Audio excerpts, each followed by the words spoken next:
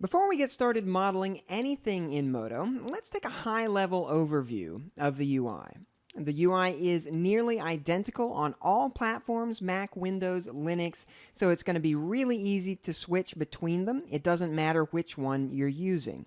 There are basically three ways to run most tools in Modo. So the first one is by far the most common, and that's to head here to the Model tab, for example, down to the toolbox below that, and in the Basic subtab, there is a Cube tool. Click it, and the Cube tool is now running. You'll see that the Cube tool properties are down below on the left, and if I drag in the viewport, we are off and running. Now I'm going to undo that and hit Escape to drop the tool. We do have a couple of less common ways of accessing tools. First of all, we can head to Geometry, Primitive Tools, Cube. You'll probably never do that, but just so that you know, most tools, not all, but most, are available through the menu bar if you like that kind of thing. But the real one that's interesting to know about, and that it's definitely worth knowing, is that down here at the bottom right of the screen is a little command line. Now, every tool that we run in Modo, whether you know it or not, is actually a command line operation. In this case, it's tool.set prim.cube on enter. And that also runs the Cube tool. Now, you can, and most users do, blissfully use Modo for as long as you want and never know that the command line is even there. But as we get more advanced, there are some cool things we can do if we know that that is there, and so just keep that in the back of your head. As I said before, for the most part, we will rely on the toolbar icons. Now I'm going to hit Escape to drop this tool, leaving my geometry in place. Note that I am in polygon selection mode at the top, and don't worry about what that means for the moment. We're going to come back to selection modes in a few minutes. First of all, just knowing that I'm in polygon selection mode, I could, of course, come over and run the Move tool by clicking it here in the toolbar, or I can hit Escape and instead tap the W key on the keyboard, and that will run the Move tool. Modo is a heavily keyboard-based productivity environment. You can certainly get away with using only these icons if you like, but to move really quickly in Modo, we'll be learning lots of keyboard shortcuts. They'll make your life a lot easier if you learn them. I'm going to give you a cheat sheet for some of the most common ones, and hopefully that will help get you off and running more quickly. Now let's start fresh. I'm going to hit Control-W to close this scene, and note that I get an Unsaved Changes warning. Now I could click Don't Save to not save this, or notice I can also just hit Backspace on the keyboard or Delete on the Mac, and that will also not save the file. So there are lots of ways of using the keyboard to accelerate your workflow here in Modo. The default Modo layout is broken into tabs sorted by workflow. They are fairly self-explanatory. We have a couple of model tabs: Paint, Topology or Retopology, UV, Layout, Setup, Animate, and Render. These tabs are really just handy ways of displaying the various viewports and tools relevant to a specific type of task. However, Modo is not modal in any way. By that I mean any tool will work the same way in any tab, and any tab could technically contain any tool. It doesn't matter. Wherever you're working is fine. Now let's get some demo geometry open here to look at as we play around. I'm going to hit Control-O or File Open, and you'll notice, by the way, that I don't use the Apple or Command key when I tell you what keyboard shortcuts I'm using, despite the fact that I'm working on a Mac. That is because the Control key works the same on both Mac and Windows in Modo. The Apple key, Apple-O, works just fine in Modo. However, the Control key, if you are a cross-platform user, is going to be a better habit because it does work the same on both systems. So in the tutorial assets we have shipped with this training series, we have a Fiat S76 mesh-only LXO. I'm going to open that up, and that's going to bring it in. Now, to fit my view to this mesh, let's hit Shift-A on the keyboard. We're going to come back to that in a minute. Now, that does bring us to the 3D viewport. At the bottom, of course, we have some reference information, axis orientation, viewport statistics. At the top, we have various tools and controls, and we'll cover those as they arise. Now, to maximize any viewport in Modo, just click the Maximize toggle at the top right of that viewport, or hit the 0 key on the numpad of your extended keyboard if you have one. Now, to rotate the viewport, all we have to do is hold the Alt key, or Option on a Mac, and left drag in the viewport. If we drag in the middle, that's going to rotate up, down, left, right, exactly the way you would expect. Dragging from the border, however, is going to bank the view around the center.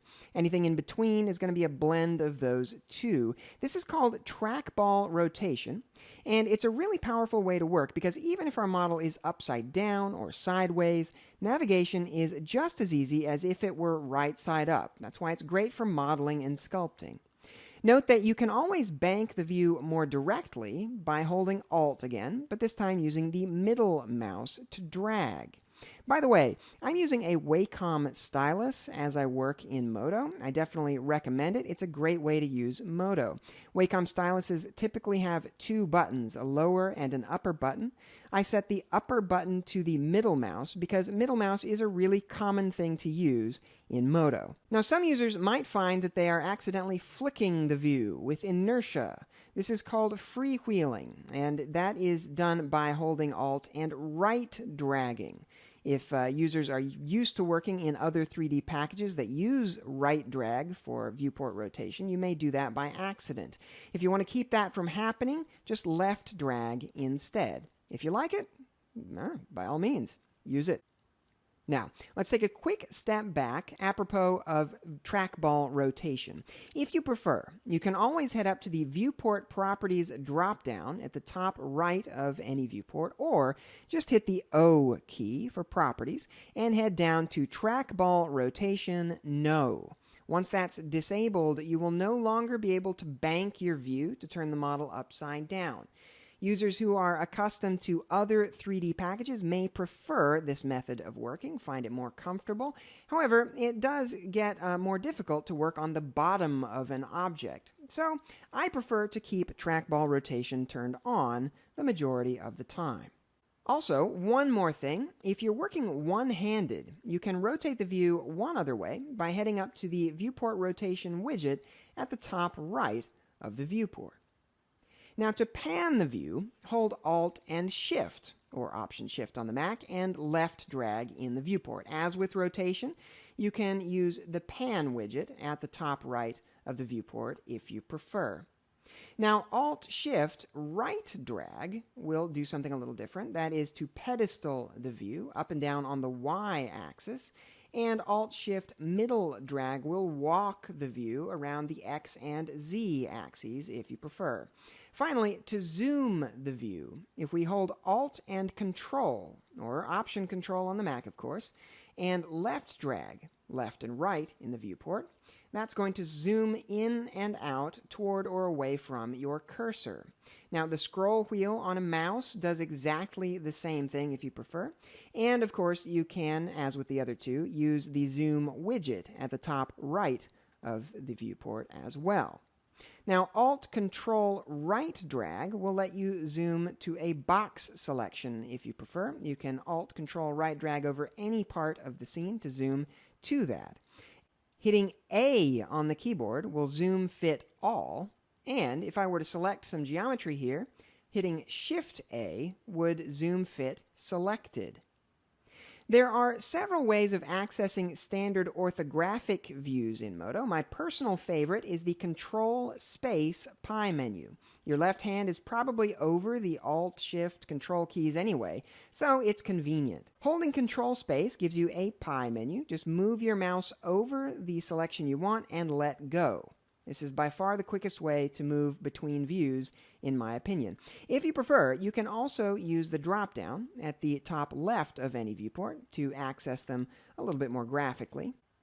And you can always use the numerals 1, 2, and 3 on the number pad if you like keyboard shortcuts. At the top of the screen, we have what is known as the Moto Modes bar. Now, despite being the smallest toolbar on our screen, this might just be the most important toolbar in Moto. To select anything at all in the viewport, you need to pay attention to the current selection mode, and we need to touch on that briefly right now. In Items selection mode, we can select anything that is listed in the items list on the right, that is, mesh items, lights, cameras, locators, etc. For many users, this might just be the most commonly used selection mode. We can get to it by clicking it in the Moto Modes bar, or if you notice over to the right, there is a numeral 5. That number 5 tells us that hitting the number 5 on the QWERTY keyboard will select that selection mode. Next, once we have a mesh item selected, we have a set of modes collectively known as component selection modes. These allow us to select the constituent geometry within the most recently selected mesh item. Polygon selection mode will allow us to select polygons. Edge selection mode allows us to select edges, and vertex selection mode, unsurprisingly, allows us to select vertices. There are a number of other selection modes, but we will get into those if and when the need arises. Now, as we switch from tab to tab, you will notice that the modes bar remains relatively fixed. It's pretty much always almost the same thing. You'll also notice that there is a common convention to the layout of these palettes. We usually have tools on the left with the tool properties down below it. We have items on the right with item properties down below it, and the modes bar is pretty much always up top. So that's a quick overview of the Moto UI. From here, I think we should actually start building something. So let's get started.